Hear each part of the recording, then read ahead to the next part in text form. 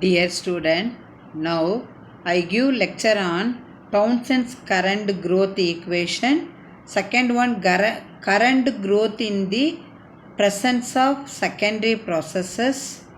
Third one is Townsend's criterion for breakdown.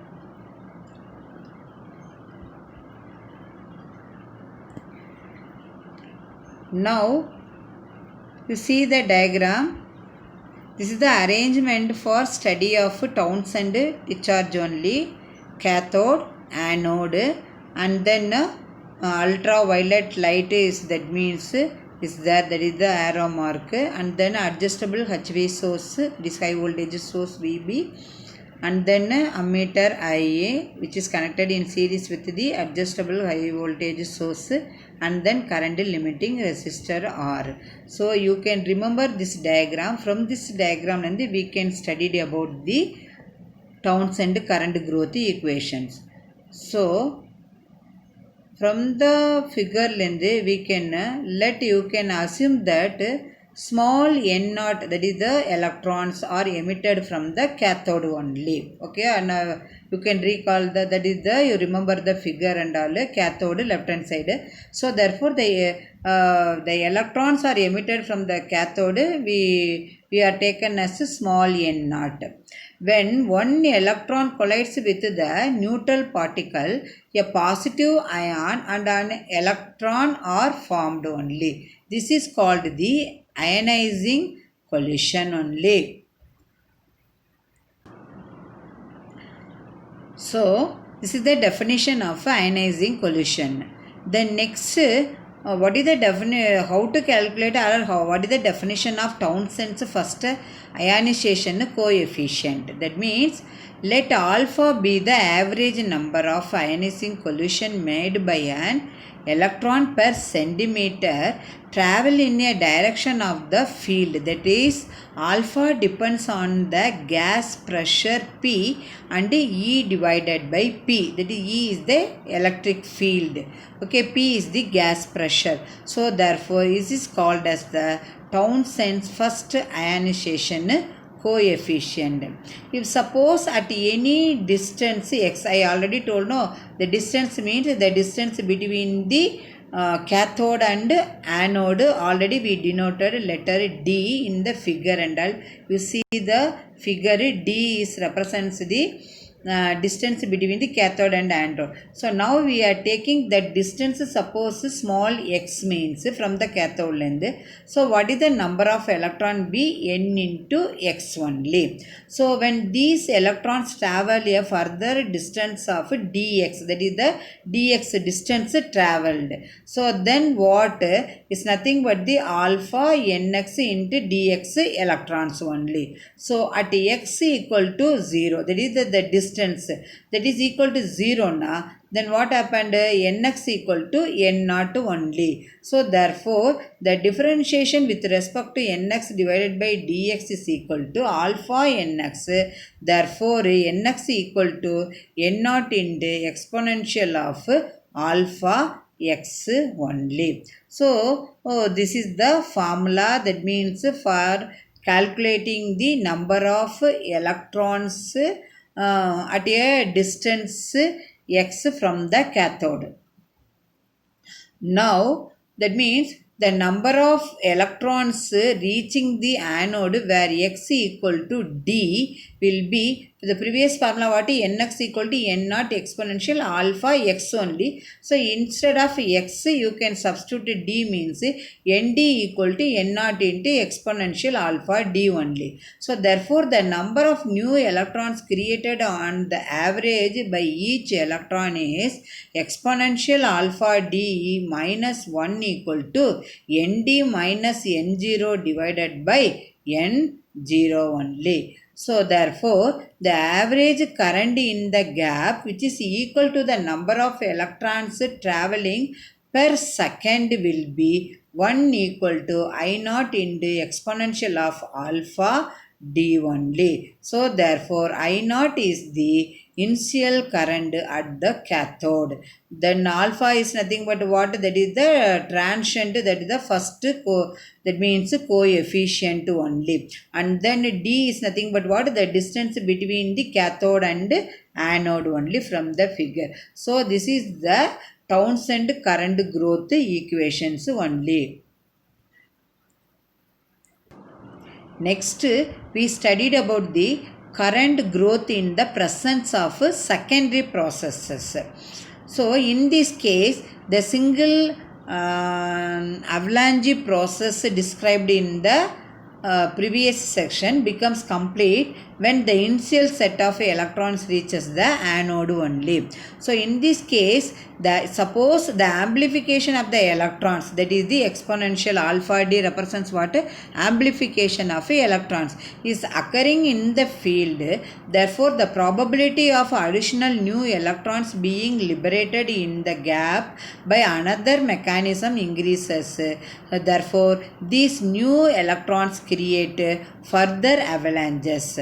So now some mechanism are used. What are the mechanism? First one is the positive ions. Other than the avalanche process, what are the other mechanisms? So the first one is the positive ions liberated may have sufficient energy to cause liberation of electrons from the cathode when they that means imping on it. Then second one is the excited atoms or molecules in the avalanches may emit photons.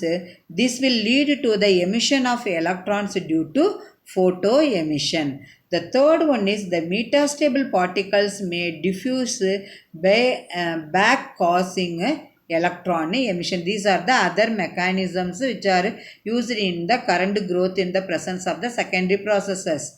The next, the electrons produced by these processes are called the secondary electrons.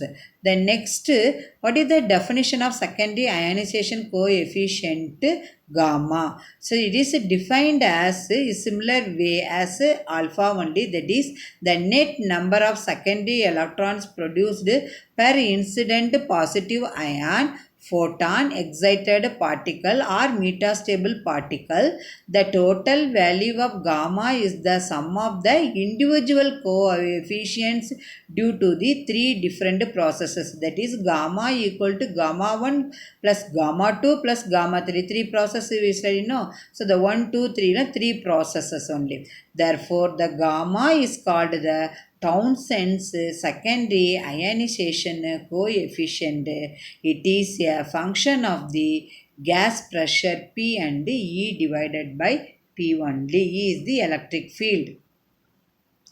Now, what is the procedure for that Townsend for current growth? First, we have to take let n dash naught is equal to number of secondary electrons produced due to secondary process, that is the gamma. So n naught double dash is nothing but the total number of electrons leaving the cathode only. So therefore n double dash not equal to n naught plus, that means n dash not only.